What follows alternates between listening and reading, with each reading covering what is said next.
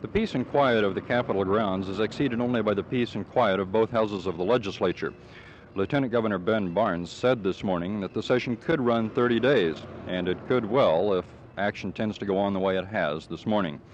Both houses met, but nobody did anything, and it wasn't until this afternoon that committees began meeting, the Senate Finance Committee and the House Committees on Appropriation and on Insurance. The Senate committee immediately set to work revising Senator A.M. Aiken's bill to give Governor Smith power to transfer funds. Legal minds in the Senate have said parts of that bill probably aren't constitutional. Meanwhile, the House Insurance Committee is doing nothing but marking time while members negotiate with senators on whether and how they will hold joint hearings on the insurance legislation. Officials hope both houses and all the committees will get to work tomorrow. Phil Reynolds, Channel 8 News on the Move, in Austin.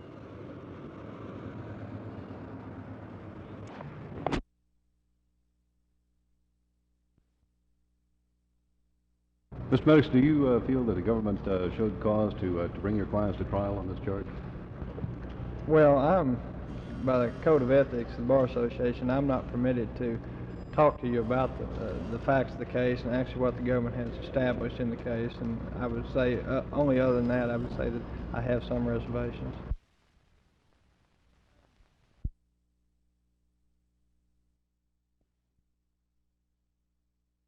Well, basically, the respondents to the questionnaire favored reform or modification of the minimum foundation program which we now have in Texas, which is a matching state and federal program. Basically, the state is to furnish 80% of the cost and the local districts 20% of what's called M&O, maintenance and operation, as distinguished from capital cost, the cost of building the physical plants. Most people favored a continuation of that program with some modifications.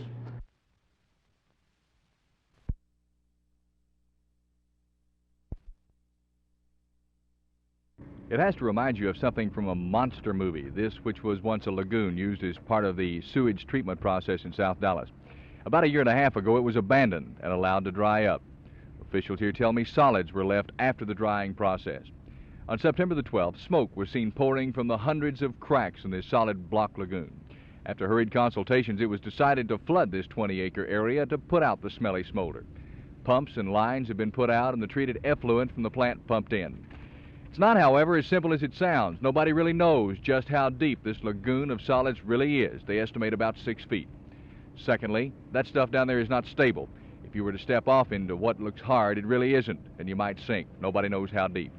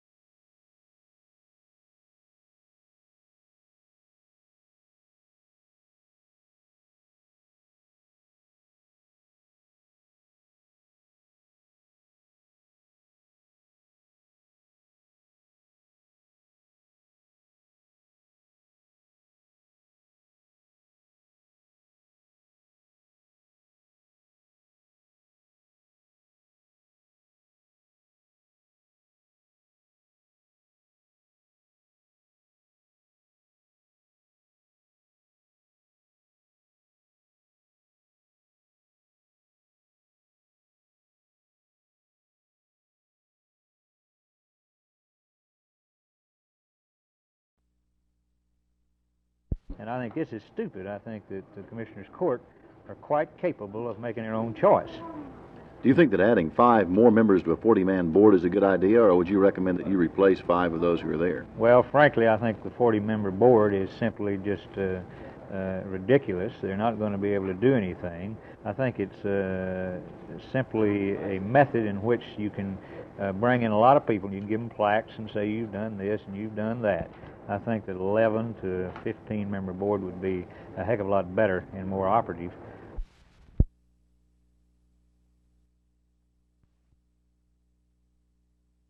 Duane Thomas is an exceptional athlete. He trains constantly, and he's always in condition. Now, he'll step in physically and play.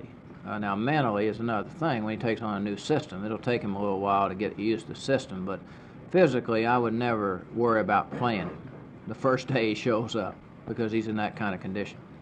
Philadelphia had a little bit of success passing against Dallas. Was this because of exceptional receivers or maybe a breakdown in your secondary? Well, a lack of alertness to somewhat. We did not play as good a game in the secondary as we normally do, and we were just relaxing some, just like when Jackson caught the ball down the middle on a scramble. Well, Cliff Harris just relaxed, let him get behind him. Well, this happened to us 2 or 3 times. And when you do it at 60-yard clips, it doesn't take long to look bad, and that's what happened to us. Could you give us an idea of what New York will offer Sunday? Most people downgrade this New York team. This is a much better New York football team than most people think. I think the coaching job did this summer was excellent on the Giants, to turn over people.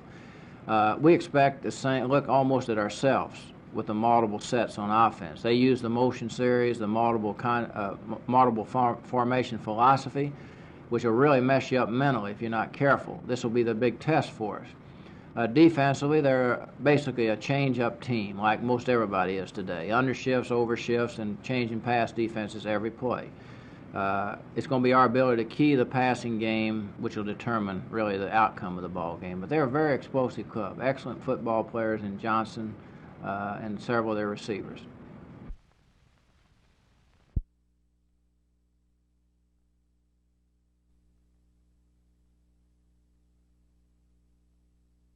Alvin, did you think you'd have such a good game opening the season like you did? Well, I was striving to have a good game. I didn't know it was going to be that outstanding, but I was surprised the way the game turned out to be, and I was really happy. Looking ahead to Florida, what type of a defense do you think they will use against the M&M combination? Well, I really couldn't say. I know they'd probably be protecting the outside, and knowing that we ran a lot, they haven't seen too much of our passing offense, and I imagine when we start passing, that kind of changed the defense around. At the front of the year, Coach Fry said he would definitely pass to run, but with such fine success, don't you think he'll continue to run and then pass? I really couldn't say, but I hope he runs more than pass. Which was your most satisfying run Saturday night against the Deacons? Oh, I think all 22 of them pretty good. I liked them all. Have you improved any as a runner? We talked about it before the season began. Could you tell this is a different Alvin Maxson from last year? I think I'm running a little harder and picking my holes a little better, but so far as running, I think it's still about the same.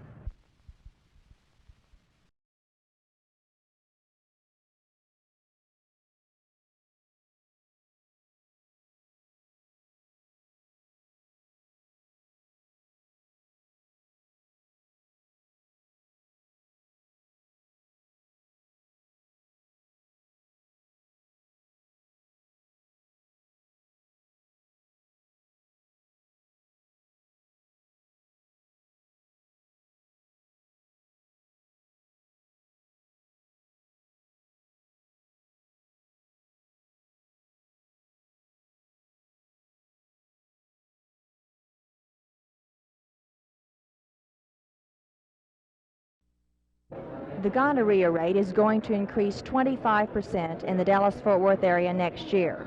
But these state and federal health officials here at the conference aren't distressed. They're pleased, because the bigger the rate of reported gonorrhea cases, the more treatment and cures. More and more gonorrhea victims are being located because of a new nationwide screening program launched in June. I asked Dr. Don Millar if the cases of female gonorrhea are more difficult to locate. Well, unfortunately, 80% of the females who are infected don't know it. until they may wake up in the middle of the night some night with a very serious complication, have to be rushed to the hospital, be operated on, and have all their female organs taken out just to save their lives. Of course, these women tragically are sterile for the rest of their lives after that. Is there a new program in the United States now to control gonorrhea, to locate it in females? Yes, as a result of some new techniques, we can now identify females by routine pelvic culture. Texas Health Department officials hope that these kind of VD symposiums will educate doctors, educators, and pharmacists in the role they can play in locating gonorrhea victims. Martha McIntyre, Channel 8 News on the Move.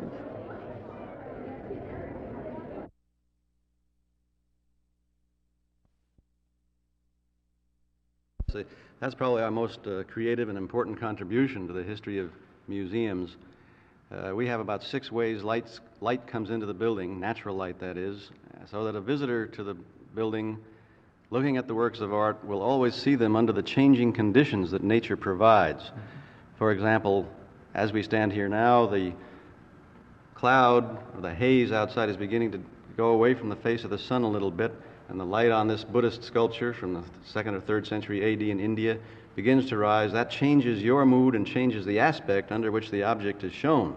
Now, of course, this is a two-dimensional piece taken off a building.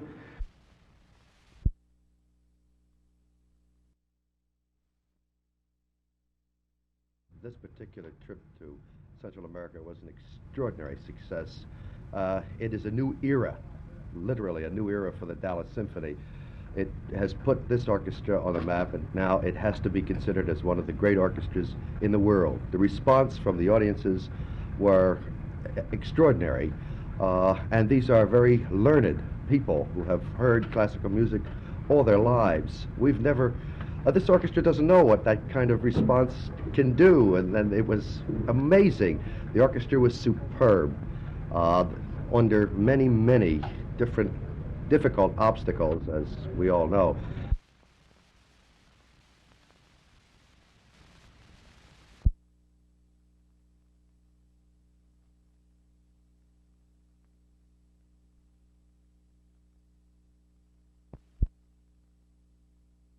The major, and most important issue involved is the people's right to petition the government. That's a constitutional right. So that's the whole basis for local option elections. The other major aspect of it is the fact that the Article 16 of the Constitution of the State of Texas provides for local option elections for citizens. Now, this is all constitutionally provided legal procedures that people have a right to decide whether they want to be a wet or a dry area.